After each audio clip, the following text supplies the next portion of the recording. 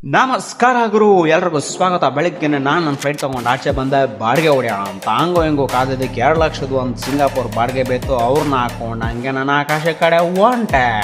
ಸ್ನೇಹಿತರೆ, ಇವತ್ತಿನ ಕರ್ನಾಟಕದ ಬ್ರೇಕಿಂಗ್ ನ್ಯೂಸ್ ಏನು ಅಂದರೆ, ಸೆಕೆಂಡ್ PUC ರಿಸಲ್ಟ್ ರಿಲೀಸ್ ಆಗಿದೆ. ಸ್ನೇಹಿತರೆ, ಎಲ್ಲ ಪೇರೆಂಟ್ಸ್ಗಳು ನನ್ನ ಮಕ್ಕಳು ಫಸ್ಟ್ ರ್ಯಾಂಕಲ್ಲಿ ಪಾಸ್ ಆಗಬೇಕು ಅಂತ ಯೋಚನೆ ಮಾಡ್ತಾ ಇರ್ತಾರೆ. ಆದರೆ ಹುಡುಗರುಗಳು ಮಾತ್ರ ಜಸ್ಟ್ ಪಾಸ್ ಆದರೆ ಸಾಕು ಅಂತ ಯೋಚನೆ ಮಾಡ್ತಾ ಇರ್ತಾರೆ.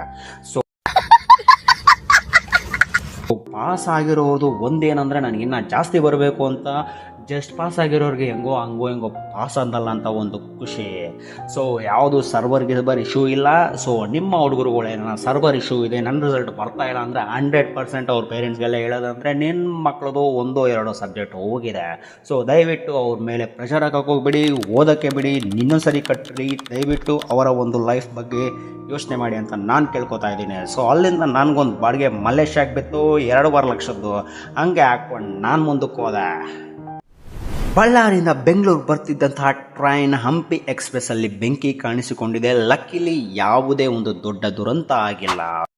ಇರಾನ್ ಇಸ್ರಾಯೇಲ್ ಯುದ್ಧಕ್ಕೆ 15 ದಿವಸ ಬ್ರೇಕ್ ಬಿದ್ದಿದೆ. ಸೊ ನಾವು ಪಟಾಕಿ ಹೊಡೆಯಲ್ಲ, ನೀವು ಪಟಾಕಿ ಹೊಡಿಬೇಡಿ ಅಂತ ಅಮೆರಿಕ ಇರಾನ್ ಮತ್ತು ಇಸ್ರೇಲ್ಸ್ಗೆ ಹೇಳಿದೆ. ಬಟ್ ಇಸ್ರೇಲ್ ಅವರು ಲೆಬನಾನ್ ಮೇಲೆ ಸತತವಾಗಿ ದಾಳಿ ಮಾಡ್ತಾನೆ ಇದ್ದಾರೆ. ಅದಕ್ಕೂ ಸಂಬಂಧನೇ ಇಲ್ಲ ಅಂತ. ನಮ್ಮ ಆಟೋದವ್ರ ಪರಿಸ್ಥಿತಿ ಇನ್ನೂ ಕೂಡ ಸರಿ ಹೋಗಿಲ್ಲ. ಫ್ಯೂಲ್ ಪ್ರೈಸ್ ಜಾಸ್ತಿ ಆಗಿದೆ, LPG ಇನ್ನೂ ಶಾರ್ಟೇಜ್ ಆಗ್ತಾನೆ ಇದೆ. ಸೊ ನಮ್ಮ ಡ್ರೈವರ್ಸ್ಗಳೆಲ್ಲ 15,000 ಕಾಂಪನ್ಸೇಷನ್ ಕೊಡಬೇಕು ಅಂತ ಕೇಳ್ತಾ ಇದ್ದಾರೆ. ಆದರೆ ಏನು ಮಾಡೋದು, ನಮ್ಮ ಪ್ಯಾಸೆಂಜರ್ಗಳೆಲ್ಲ ಸಾರ್ ಮೀಟ್ರ್ ಮೇಲೆ ಕಡಿಮೆ ಮಾಡ್ಕೊಳ್ಳಿ, ಸ್ವಲ್ಪ ಕಡಿಮೆ ಮಾಡ್ಕೊಳ್ಳಿ ಅಂತ ಇದ್ದಾರೆ. ಫ್ಯೂಲ್ ಕಡಿಮೆ ಮಾಡ್ಕೊಳ್ಳಿ ಅಂತ ಯಾರಿಗೆ ಕೇಳೋದು ಹೇಳಿ? ನಾವಂತೂ ಹೆಂಗೋ ಅಂತ ಯೋಚನೆ ಮಾಡಿಕೊಂಡು ಇನ್ನೊಂದು ಬಾಡಿಗೆ ಹಾಕ್ಕೊಂಡು ನಾನು ಸ್ವಿಟ್ಜರ್ಲ್ಯಾಂಡ್ಗೆ ಹೋದೆ. ಅಲ್ಲಿಂದ ಒಂದು ಬಾಡಿಗೆ ಹಾಕ್ಕೊಂಡು ಹಂಗೆ ಡೈರೆಕ್ಟಾಗಿ ಮನೆ ಕಡೆ ಹೋದೆ ನಾನು.